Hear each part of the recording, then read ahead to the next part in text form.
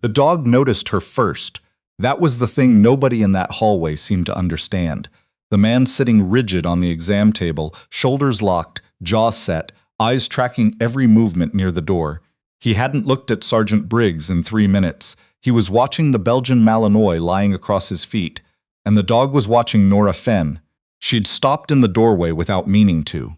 She was supposed to be in room 14, checking on a post-op hip replacement. She had 4 other patients who needed vitals before 7 a.m. The charge nurse had already paged her twice about paperwork, but something made her stop at room 11, and when she looked through the observation window and saw the dog lift its head and look directly at her, not at the commotion down the hall, not at the orderly pushing the cart, directly at her, she stayed. The man's name was listed on the board as James Colt Pruett, 44 years old, Army Ranger, retired. Admitted the previous night through the ER with a severe laceration on his left forearm, internal contusions, and what the attending had noted in the chart as agitation, combative behavior, refused sedation, refuses physical examination without animal present. The service dog's name, listed in the intake paperwork somebody had actually bothered to fill out correctly, was Scout.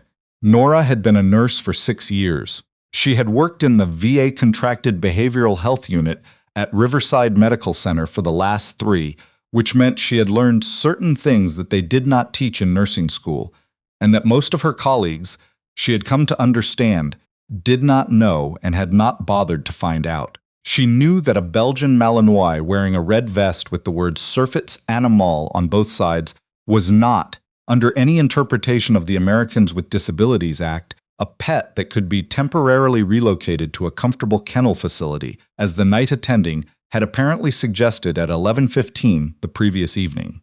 She knew that a man who had done 2 tours in Kandahar and 1 in Mosul, and who had been medivist out of a burning vehicle with a traumatic brain injury, did not need to be asked to calm down.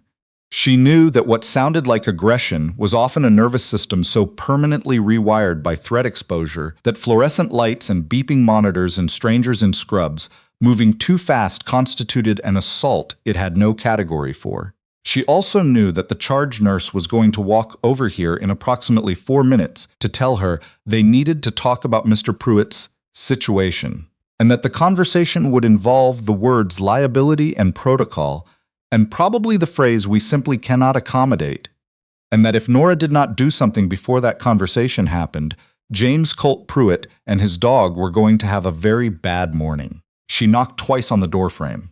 Not the door, the frame. She'd learned that too, somewhere along the way. Doors swinging open felt like entry.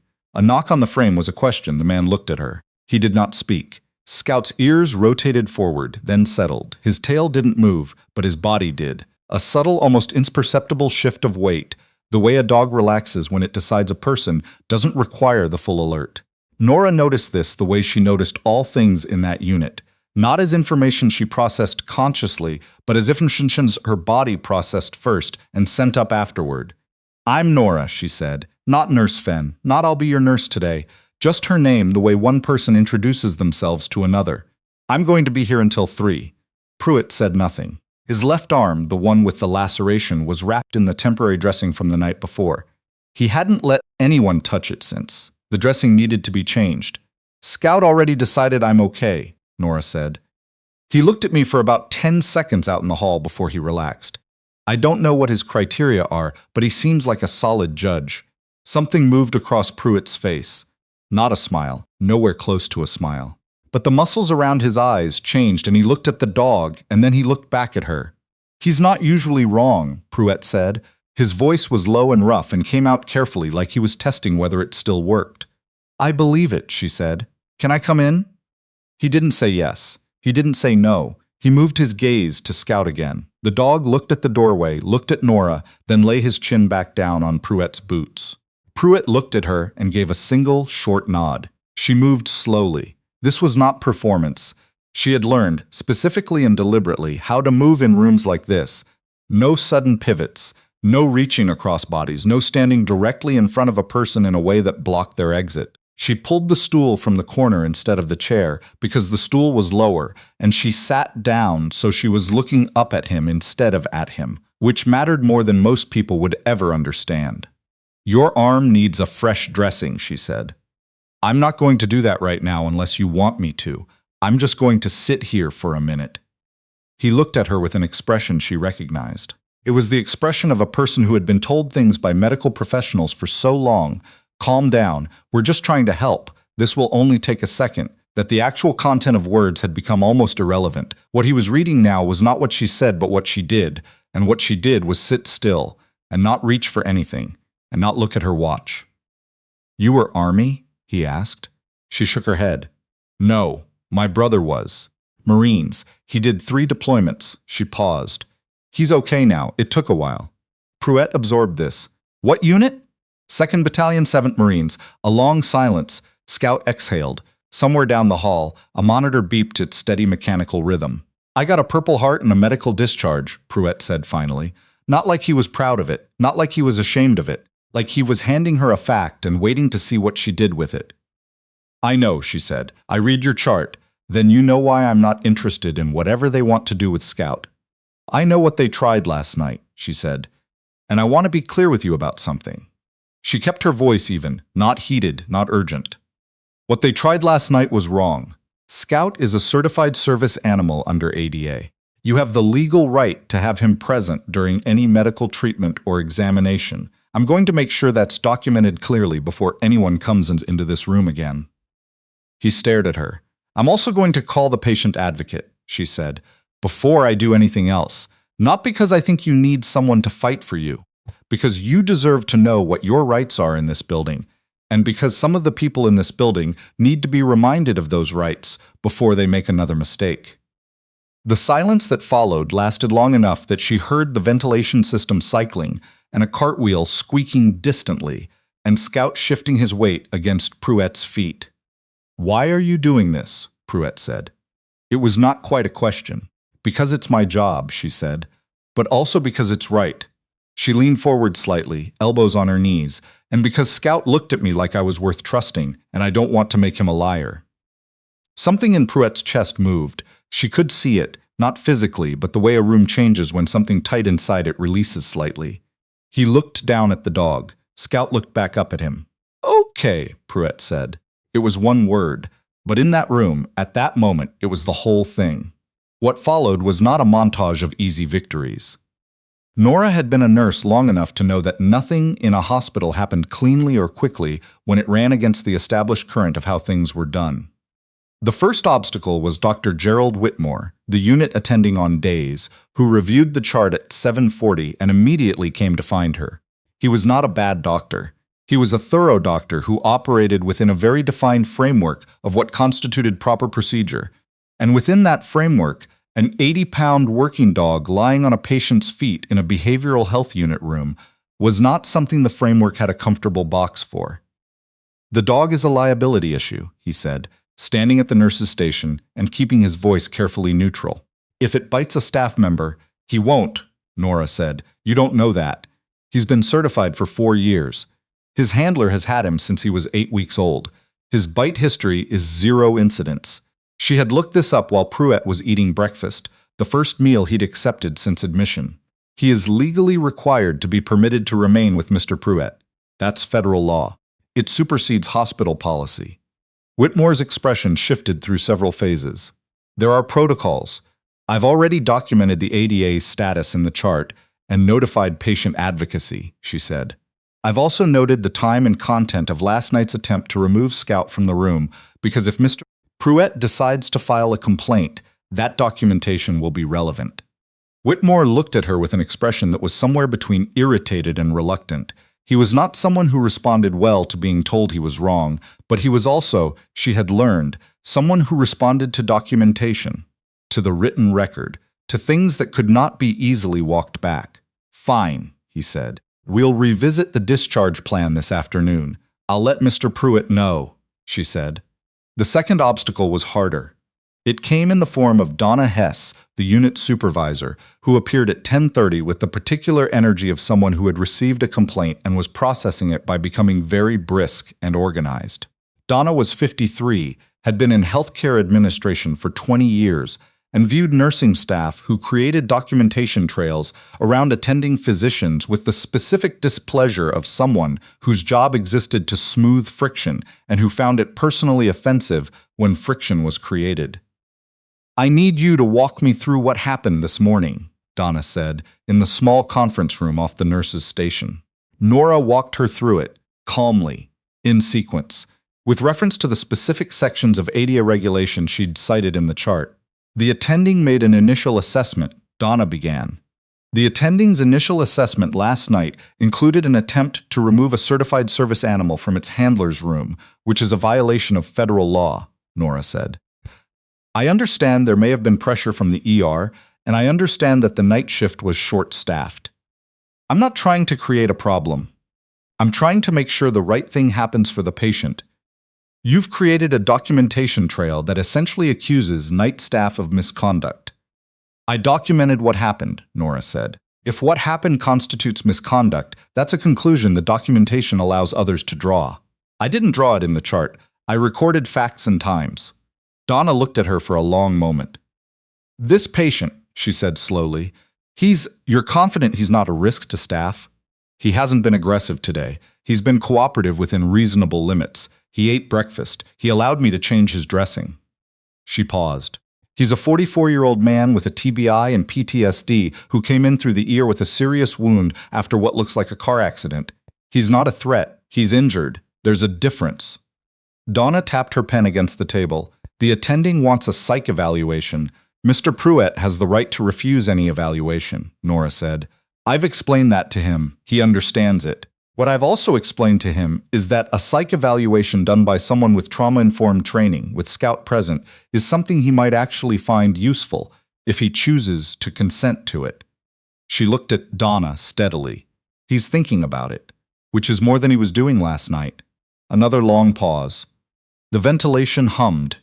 Somewhere outside the conference room, someone was pushing a cart with a squeaky wheel. "You've done this before," Donna said. "Not quite a question." "I've worked in this unit for 3 years," Nora said. "That's not what I mean." Nora looked at her. "My brother had a difficult reintegration," she said. "I've learned some things." Donna looked down at the table, then back up.